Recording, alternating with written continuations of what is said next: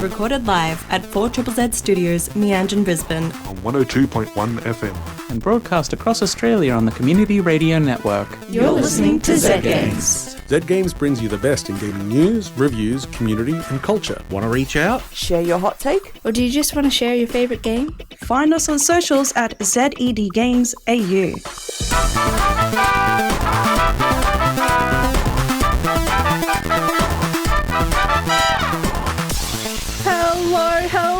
Hello, you're listening to Zed Games. Hello. My name is Zahra, and with me in the studio this episode is Catoline. Heyo. And special guest Martin. Hiya. Oh, Martin, welcome to the studio. Thank you for having me. Oh, thank you for being here. Thank you. So, listeners, this is a really, really special episode for Zed Games.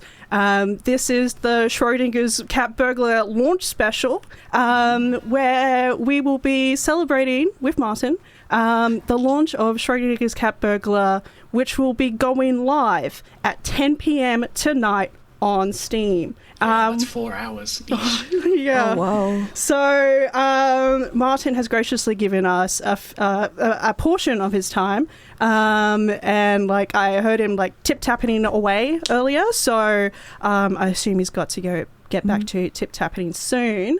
But still cooking. Real quick, Martin, how are you feeling? Yeah, I'm all right. It's difficult to sort of tell because I'm like a big soup bowl of emotions. It's like everything sort of comes to a head. But yeah, I mean, everything seems to be going all right. And I think I'm doing okay, and things looking hopeful, and the whole team as well. Shout out to everyone from Abandoned Sheep. They're busy bees, and we're all doing okay. And I guess that's it. I think, we're happy with how things have gone, and now we'll see what happens next. Yes, it is. It's exciting. It's nerve-wracking. It's a lot of time into a beautiful, beautiful project.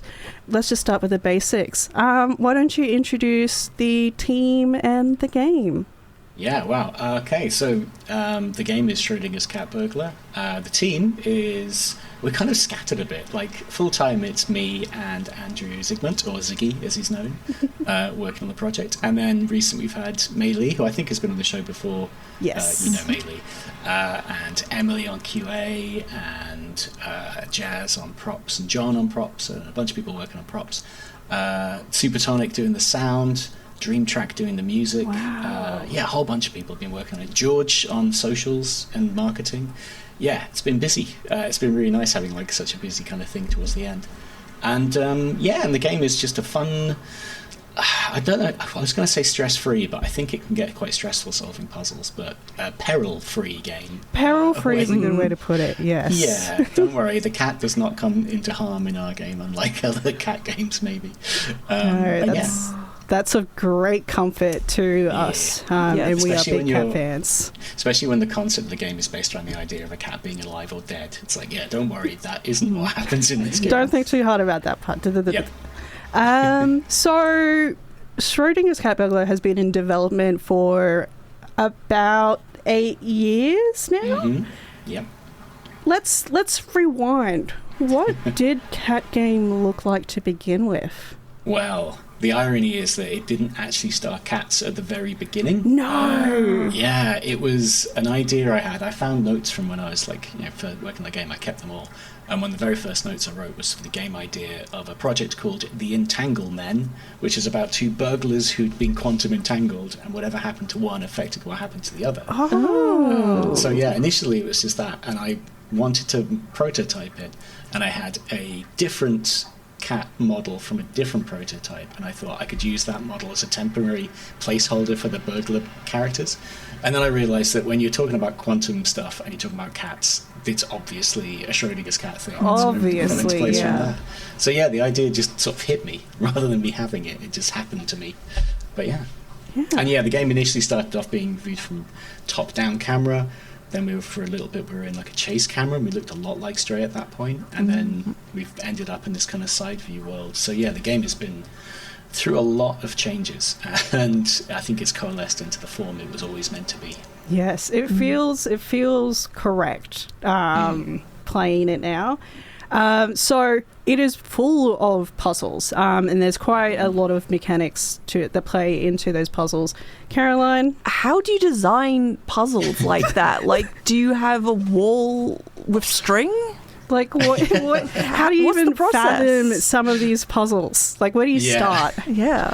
Well, yeah, I mean, that's the interesting thing, because, like, some of the puzzles are based around, like, how the mechanics work. And some of those mechanics are just kind of like just happen naturally from the core idea. So the key one I'm thinking about there is the fact that when you pick up an object with one of the cats, the other one is also holding the object at the same time, because it's the same cat in two places. And like I didn't make that as a mechanic for the game. It was just when I was doing items that you could pick up, I was like, well, what happens if you pick up an item when you're fused and you split? And it was like, that's where that kind of concept came from. So all the puzzles to do with that kind of thing were just like, came out of there. But yeah, very much like the gold standard of puzzle design that we try to do, but it's very hard to do over and over, is this kind of epiphany approach where you basically have what looks like a very easy path to solving the puzzle, and then there's one twist at the end that stops you solving it and makes you have to rethink everything you knew about the mechanics that you're playing with.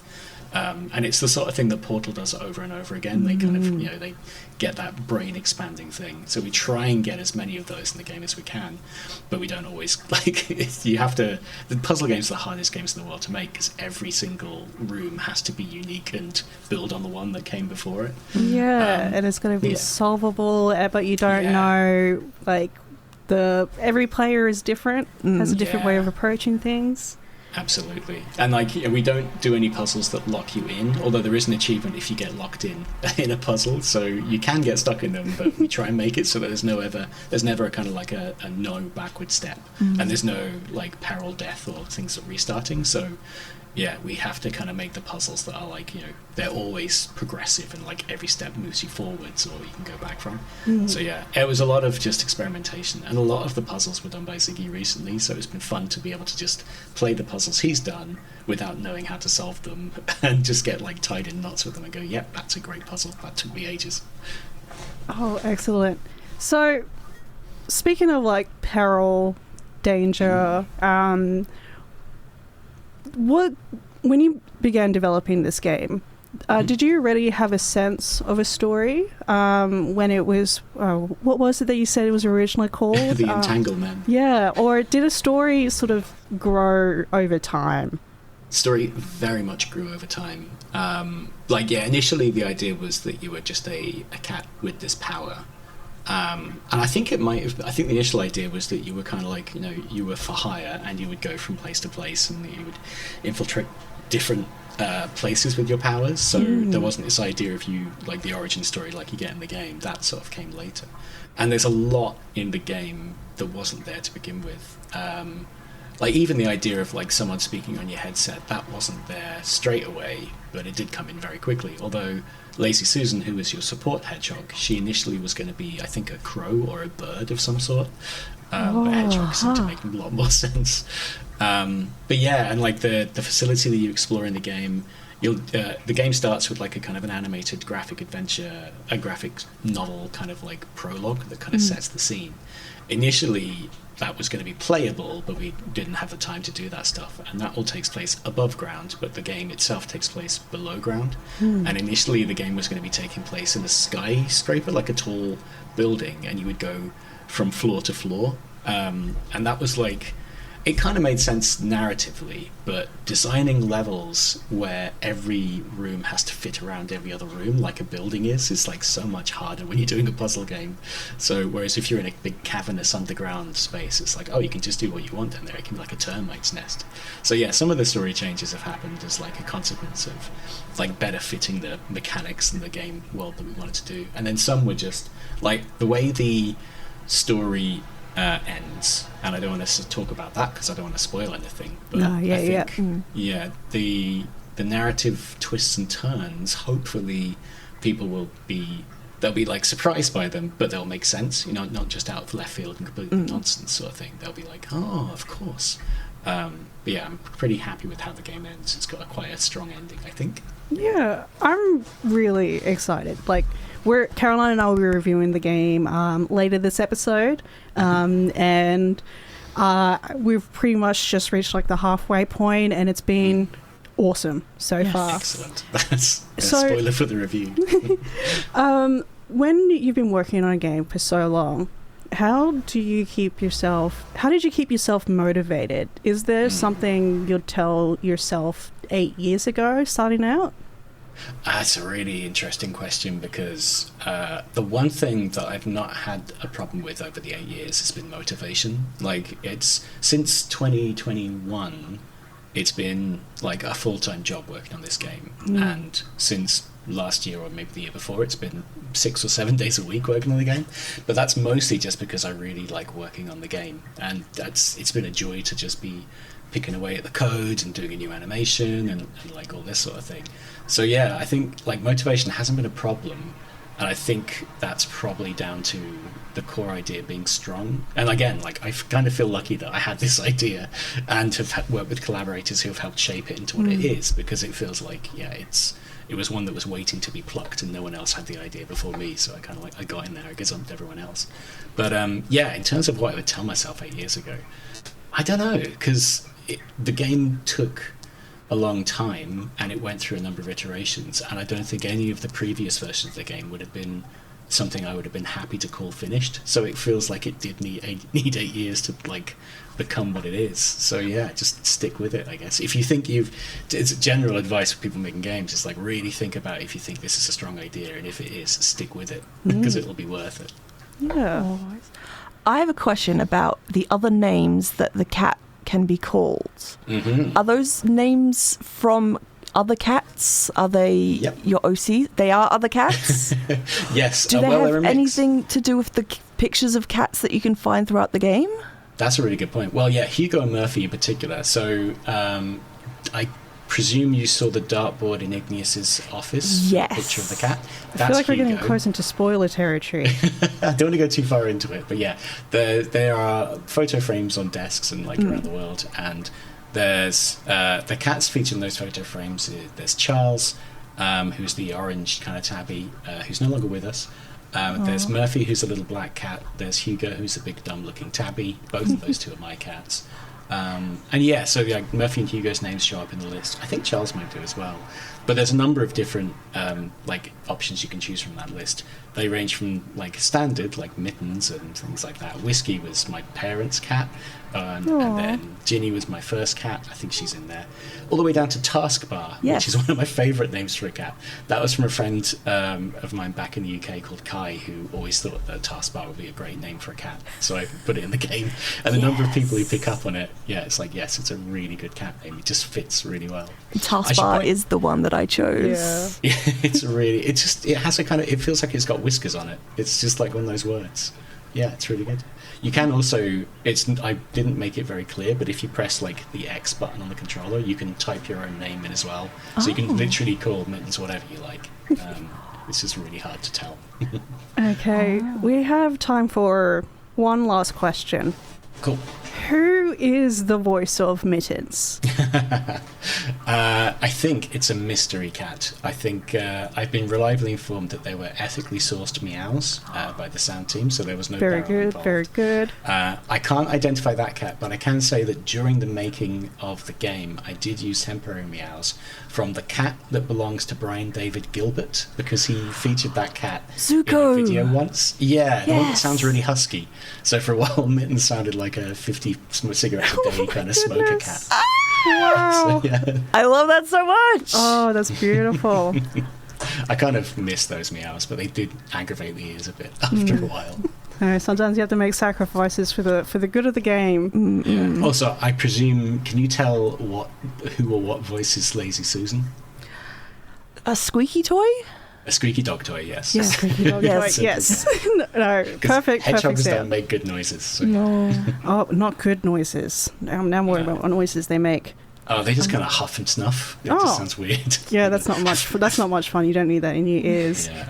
Yeah. Okay, well, thank you so much for joining us Thank tonight, you. Martin. My pleasure. massive congratulations to you and the team. Just a reminder to everyone listening that Schrodinger's Cat Burglar launches on Steam tonight at 10 p.m. But if you can't wait that long, there is a demo available right now. So hop on over there, and best of luck, Martin. Pounce on that demo. There you go. Excellent. Pounce on the demo, spring into action. Yeah, thanks very much for having me. This has been great fun.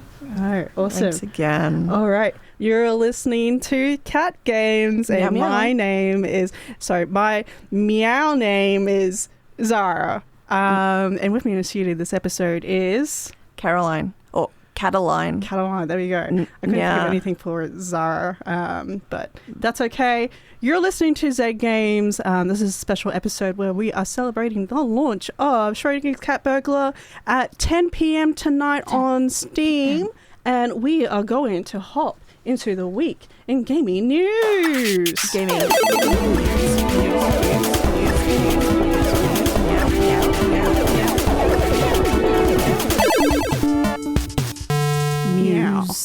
PlayStation exclusives. So, single-player PlayStation games will not be launching on PC moving forward, and they will remain a PlayStation exclusive, which also includes Ghost of Yotai and Saros, as confirmed by head of PlayStation Studios Herman Holst. Multiplayer games will continue to launch on PC, however. Bloomberg reported on this earlier in the year. This is just a formal confirmation, and it sort of makes sense in a business sense, but also I like having options. Yes. Yeah. Oh well. Moving on. Oh, Caroline, I can't read this story. Can you? Oh, I suppose. Grandma Crackers. An 81-year-old streamer who is raising money for her grandson's cancer treatment was swatted while she was sleeping. Swatting refers to the practice of making false reports on streamers, resulting in a SWAT team making a very aggressive entrance. Grandma Crackers is fine, however, stating that she's never had that much attention before in her life. Which is, good for her. I'm glad that she's okay. Yeah. But also, why are you swatting an old lady who's just trying to raise money for her grandson's cancer treatment? People be nasty. Speaking of nasty and ominous, ex-IGN editor and Sacred Symbols podcast host Colin Moriarty had his PlayStation account hacked, resulting in him losing access to his games library and achievements. I must assume, as an ex-IGN editor, it must have been a lot of massive. Before the hack, he received a warning. Colin, I'm just warning you, they have your information and they're going to try to take your account today. And then they took his account today. Wow. It was restored quickly. And then his co-host also received the threat, "You're next." Some people have too much time on their hands. Yeah, it's a little spooky. But let's move on to some news nibbles. Yum, yum, yum, yum, yum. Oh, Caroline, do you want to take this first? No, you know what? You can take the second one. I'm going to read this first one. Oh, I wanted to read I'm giving you the Pokemon one. Okay, so after a poll on X, formerly known as Twitter, Xbox CEO Asher Sharma has rebranded Xbox from capital X, lowercase BOX, to Xbox in uppercase. Xbox! As God intended. It's made to be yelled. You're supposed to be like Xbox. Xbox! Yeah, exactly. Anyway. US man Kyle Lee Owens is suing Nintendo after being denied the status of Pokemon Professor, a real-world role that would allow him to oversee competitive matches and comes with some unique experiences and rewards. A background check revealed that Kyle had failed to appear in court, although Kyle argues that it was 10 years ago and never resulted in a conviction. He is suing Nintendo for $341,000 USD in damages to his goodwill and standing. Bruh. Dude. Get a job. Yeah. Okay, time for some upcoming games. So, 21st of May. That's today. Today. Schrodinger's Cat Burglar coming to PC. At 10 p.m. Coffee Talk Tokyo coming to PS5, PC, Nintendo Switch, and Xbox Series X. Gallipoli is coming to PC, PS5, and Xbox Series X. I thought it was on the other side of the world, but apparently it's coming here to PC. And Yoshi and the Mysterious Book is coming to Nintendo Switch too. Caroline, what's coming out tomorrow on this most festive of seasons? Of course, we have Bubsy 4D on what appears to be pretty much everything. Except the first Nintendo Switch. Wait, no, that already came. Hang on. Okay, moving on. Yeah, whatever. City Tales, a medieval era, comes out for the PC. And Lego Batman, Legacy of the Dark Knight, comes out on PlayStation 5, Xbox Series X, and PC. 26th of May, you'll see The Relic First Guardian for the PC, PS5, Xbox Series X, Birushana Winds of Fate for the Nintendo Switch, Stone Machia for the PC, and Yerba Buena for the PC, PS5, Xbox Series X. And on 27th May, we've got 007 First Light for the PC, PS5, and Xbox Series X. And that's it this week in Gaming News. Isn't it? You're listening to Zed Games. My name is Zahra, and with me in the studio this episode is Catoline. Meow. Meow Meow. Meow Meow. Meow Meow Meow Meow. And we are celebrating the launch of Schrodinger's Cat Burglar tonight at 10 p.m. on Steam. We still have a couple of keys to give away, so text in your story about an animal stealing something to 0420 626 733. Personally, I have been robbed by a wallaby, a cat, the same cat multiple times, a different cat a couple of times, and a bush turkey. Oh. Yes. Wow. I think I've only had stuff stolen by cats. Oh, well. Food, mainly. There we go. Maybe... Also, my heart. Oh, yes. And you know what has also stolen my heart? Schrodinger's Cat Burglar. Wow, what a It's time segue. for a review. Woo! Meow, meow, meow, meow, meow, meow, meow. It's a cat. It's a cat. Gonna steal all of your data. It's a cat. Hey! Burglar. Schrodinger. Pronounced that wrong. So, Schrodinger's Cat Burglar puts you into the paws of Mittens, embarking on a heist with her trusty gal in the chair, Lazy Susan, a very technically minded hedgehog. When the titular cat burglar gets caught in a quantum device, Mittens discovers something remarkable. She can be in two places at once. So, in Schrodinger's Cat Burglar by Abandoned Sheep, Mittens can split into two entities at will, which introduces all sorts of possibilities. But the facility that Mittens is stuck in has been designed around this, introducing Heisenberg fields that only a singular fused Mittens can pass through. In a split state, if one Mittens picks up something, both Mittens will hold it, and either Mitten can drop it. And if one Mitten is observed, the other becomes theoretical, able to pass through doors and objects. It does mess with your brain a bit, but each mechanic is introduced a bit at a time, with the puzzles coaching you through it. And as you progress, you come across another quantum cat who seems to need your help. With every computer hacked, Mittens and Susan end up finding out that this goes way deeper than just a typical secretive corporation. The game, it looks amazing. It has clean, easily passed graphics. You can look and see immediately where you are on the screen, where you need to go, what things can be interactive with, and everything's just clearly signposted. The level design flows fantastically well. I have never not known where to go. The graphics are nicely stylized, and the opening cutscene has this beautiful 2D illustration that adds to this action comic vibe.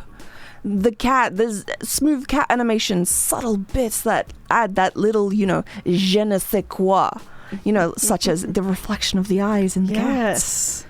There's also character customization, different fur and eye colors, levels of fluff, and an assortment of costume options means I have a kitty that looks pretty close to my own boy Jamie, with the addition of a cow hood. You can also customize each cat separately in both states. Yeah, you can do that. I haven't done that. They both just look cute little glowy twins, and I love them so much. But yeah, and there's the in-game comms cutscenes with a little bubble of Leslie Susan, and she's just so cute. I love her little glasses and her gloves, and the character design it's so extremely pleasing to me. Yes. And we have to talk about the controls. For a game about quantum physics, the controls are pretty simple. A lot of it is very streamlined, so in particular there's sort of like a jumping mechanic where mittens will target to a jumping site and you can flick the analog stick to switch between it. That was a little bit of a learning curve. But I do want to talk about, this is a game that can be played with 2 people as a couch co-op. You can also play it as one person by yourself. So from the 2-player perspective, super easy to split and to fuse. It's a lot of fun to enter a new room together and just split off, and you're jumping onto counters and knocking everything off together, and there's some communicative mechanics integrated into the game which makes it easier to direct the other person. Like you can sort of indicate with a little arrow, and also you can tell your friend that you want to fuse or split or whatever, or even swap places. So if someone's having trouble, you can just go, hey, I'll take it from here. Oh, that's so nifty.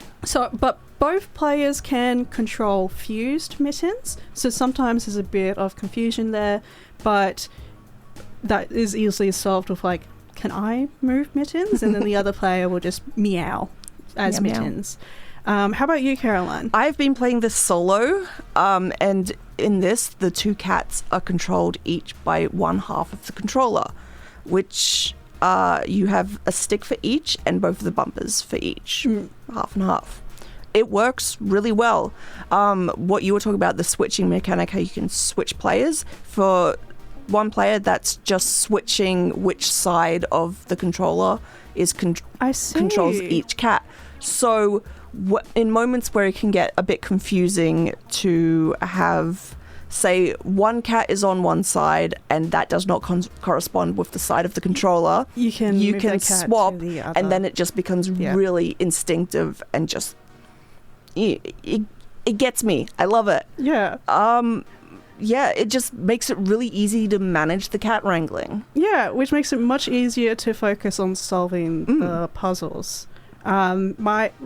And the music has been so much fun. It's so good. From like the title theme that you heard at the start of this episode to this little background track that we're listening to right now. Let's just give it a moment.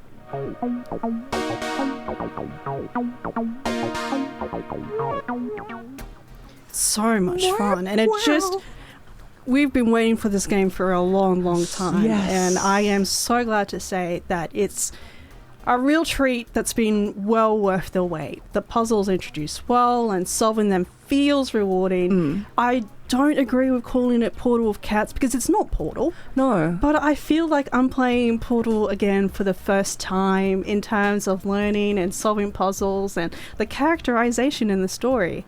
The only issue is that jump targeting can be a little fiddly, but sometimes it's just because I need to like slow down. Yeah, sometimes I get impatient, but it's like, oh, I just need to try again. Yeah. And that is our review of Schrodinger's Cat Burglar, coming out on Steam at 10 p.m. tonight. Go play it. It's so fun. It makes me feel so smart and occasionally very stupid, but then I figure it out and I feel very smart again. And that is the mark of a good puzzle game.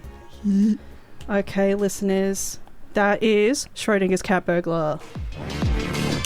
Meow, it's a cat. The cat is hacking all the computers. Meow, meow, meow, meow, meow. You're listening to Zed Games. My name is Zahra, and with me in the studio this episode is Caroline. Oh.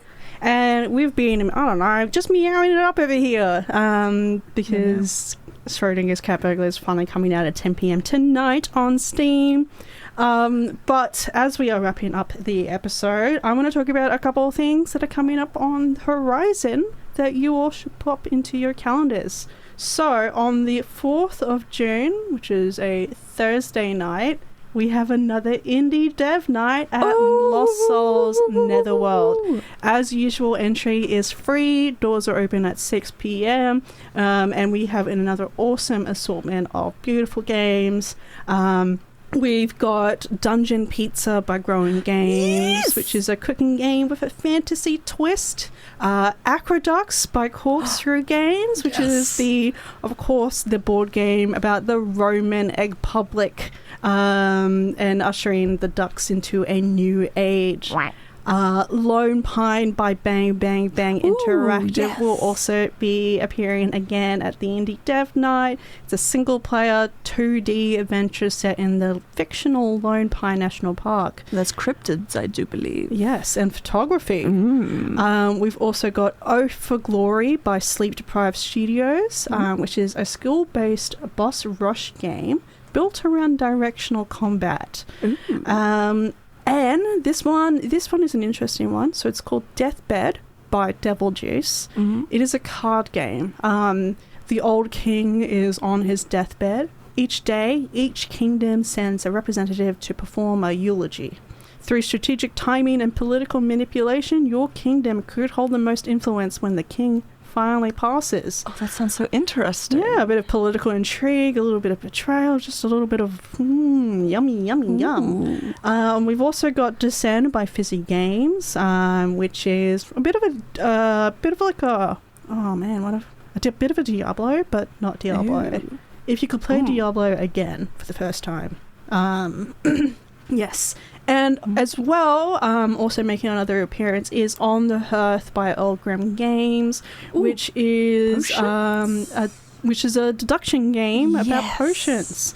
So that is all available on June the 4th at Lost Souls Netherworld for free. No door costs or anything like that. You just walk on in, say howdy, and you just start playing some games. Play a game. Yeah.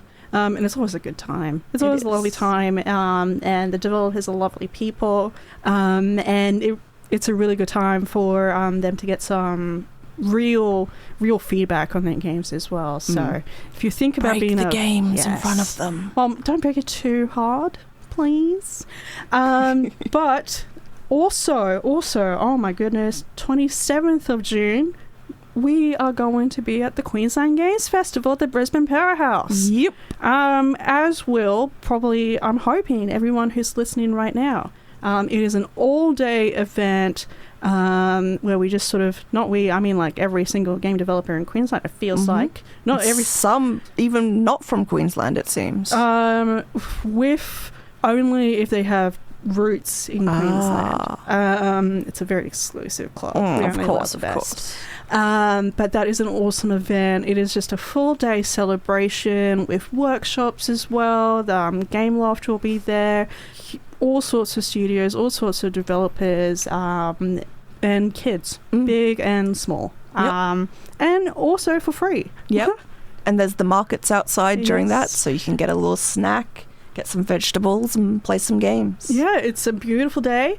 Not a bad way to spend a Saturday, if I dare say so myself. And we will be back with our Amplify Games program, where we'll be in the underground studio with a special showcase of some of the funkier, more experimental, more early development sort of games. Just stuff that we kind of thought, yeah, we would like to talk about this for a good 20 minutes and decided that we'd also like you to talk with us about it. It's also a little bit quieter and a little bit darker, so a good place to shelter from the rest of the crowd. It is, yes. Yeah. Come join us down there. Yeah, please do. Descend into our lair. Yeah. We're nice people, I promise. We just like video games and we're just a bunch of nerds like you. Well, thank you all so much for joining us for this very special episode of Zed Games.